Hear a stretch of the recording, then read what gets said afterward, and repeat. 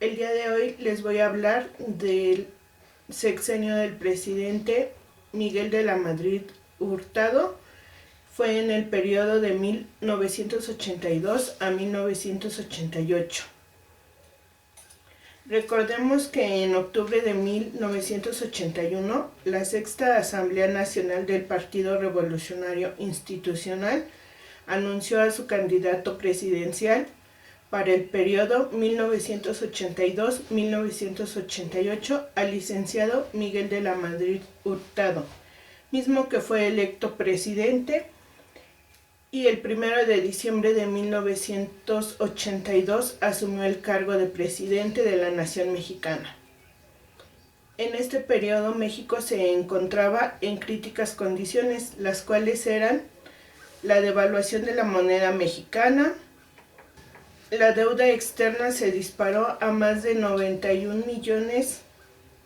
de dólares, las reservas del Banco de México se agotaron, la fuga de capitales se alcanzó entre los 17.300 y 23.400 millones de dólares y la inflación bordeaba el 100%. Ante esta terrible situación y con la experiencia laboral con la que contaba ya el presidente Miguel de la Madrid, burócrata procedente del Banco de México, conoció la situación, dio a conocer la situación y se convenció de la necesidad de hacer sacrificios dolorosos para preparar al país para una creciente globalización. De esta forma, él creía que se podría detener la inflación y de cierta manera se obligaría al sexenio siguiente a quitarle 3 ceros al peso mexicano. Esta situación que ya hemos comentado, las familias mexicanas optaron por generar ingresos económicos propios, lo cual dio un autoempleo que se vio reflejado en convertirse en vendedores ambulantes que se establecieron en banquetas, plazas y calles de la Ciudad de México, mientras que algunos más representantes de familias mexicanas, en este caso los padres, tomaron la decisión de emigrar ilegalmente a Estados Unidos, pues en busca de un mejor y mayor ingreso económico que les permitiera tener una calidad de vida mejor que la que tenían en ese periodo. Por otro lado, se observaron las manifestaciones de protestas por parte de maestros que eran integrantes de la Coordinación Nacional de Trabajadores de la Educación. Esto debido a la inconformidad de la caída de los salarios. Ante estas situaciones y para evitar algunas otras manifestaciones, Miguel de la Madrid decidió echar mano del autoritarismo para fortalecer su presidencia. Esto era debido a la angustia que él reflejaba y que expresó de la siguiente manera: la situación es realmente crítica, por lo que debo tomar medidas tan drásticas, pero me preocupa la tensión social que se pueda generar, mas no tengo alternativa, ya que si seguimos retrocediendo podemos caer en un caos y de pie a un gobierno dictatorial. Con esto queda claro que el licenciado Miguel de la Madrid le tocó un momento muy trágico en la historia de México, pero como todo político y presidente tomó la iniciativa de hablar con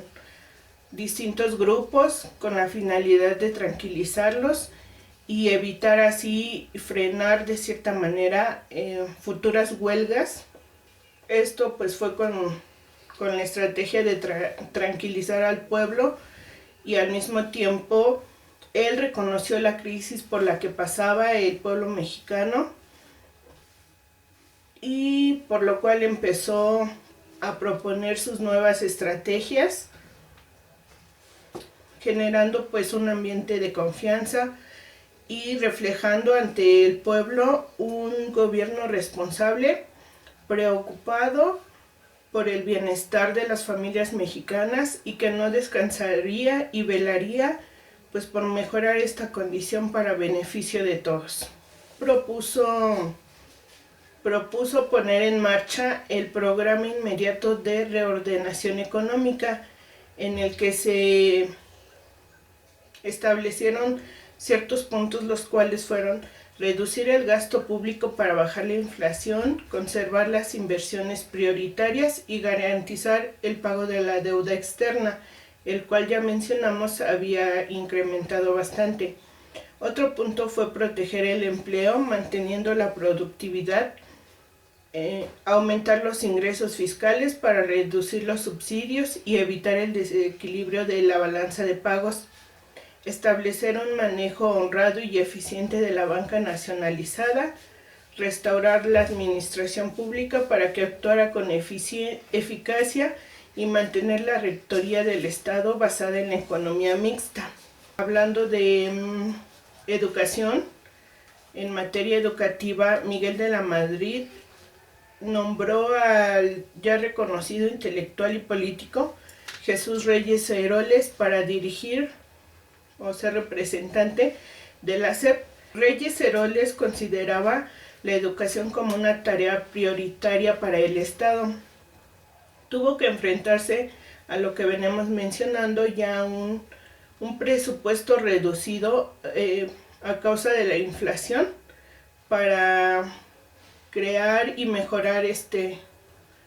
mejores situaciones a la educación. Entre sus objetivos estaban la formalización de las licenciaturas en educación media y normal, la aprobación de posgrados de especialización, investigación educativa y evaluación permanente.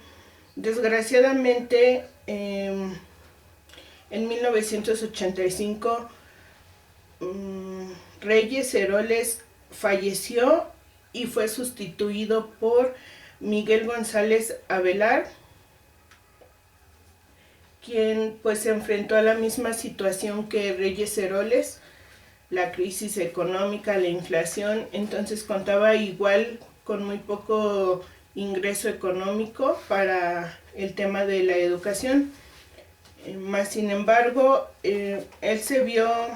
González Avelar se vio obligado a racionalizar el gasto y buscar nuevos caminos para elevar la calidad educativa, vincular estos bienes y servicios para lograr una coherencia en los programas. Al mismo tiempo, pues hizo un análisis de la situación educativa, en la cual observó que la educación tenía que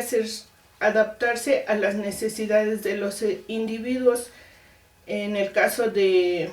las zonas indígenas de México, se consideró enseñar una enseñanza bilingüe, pero mediante la promoción de la lectura y escritura en su lengua materna, para posteriormente poder producir la castellanización y así continuar con la educación. Dentro de este contexto tan trágico en ese tiempo por el cual México atravesaba, no podemos olvidarnos de otra de las tragedias, que fue el terremoto de septiembre de 1985, en el que pues México se vio realmente demasiado afectado tras el derrumbe de varias edificios importantes, entre ellos pues centros educativos, que fue otro punto más para que la educación se viera un tanto afectada y pausada en lo que se reconstruían.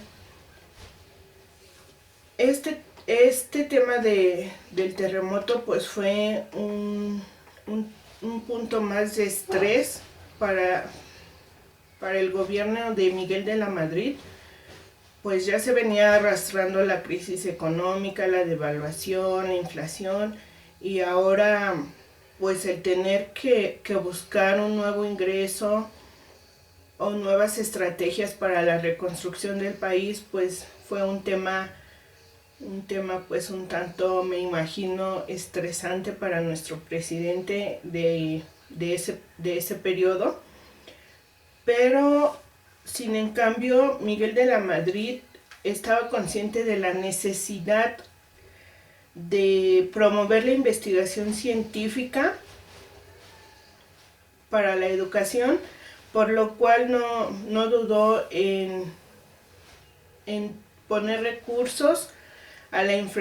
infraestructura para bibliotecas, laboratorios, que mejoraran la calidad que se daba en educación. También quiero mencionar que favoreció el desempeño de los investigadores de tiempo completo y como gratificaciones otorgaba becas pues para la compensación de los sueldos tan mínimos que tenían. Y a pesar pues de esta crisis que hemos venido mencionando, cabe señalar y remarcar que se consideró y se vio un cambio en la mejora educativa, dejando en claro la importancia que tiene la educación dentro de las necesidades de la nación mexicana. Como conclusión, voy a dar respuesta a la pregunta: ¿qué cambios importantes a nivel educativo trajo consigo el tema que elegí? Consideré en elegir este tema porque a partir de este periodo presidencial se marcó un cambio que sigue hasta nuestros días. Me refiero a la privatización de la educación a nivel superior. Claro, ahorita ya se ha visto que se está privatizando hasta nivel básico, pero bueno, ese es otro tema. Esto se vio tal vez como una estrategia de los gobiernos para tener un poco de, más bien para mejorar la calidad económica del país, tras la caída o el fin del milagro mexicano que conocemos, que pues fue la caída en el costo del petróleo, el cual hasta nuestros días sigue siendo la principal fuente de ingresos, generadora de ingresos de nuestro país. Entonces por eso decidí tomar este tema, lo repito, porque marca un antes y un después en la historia de México, en todos los sentidos, principalmente en el económico, que igual considero que a través de la economía pues es como gira todo: la educación, la salud, la política, todo. Entonces, por esta razón fue que elegí este tema. Espero haya sido claro, haya abordado los puntos claros y precisos. Y sería todo. Gracias.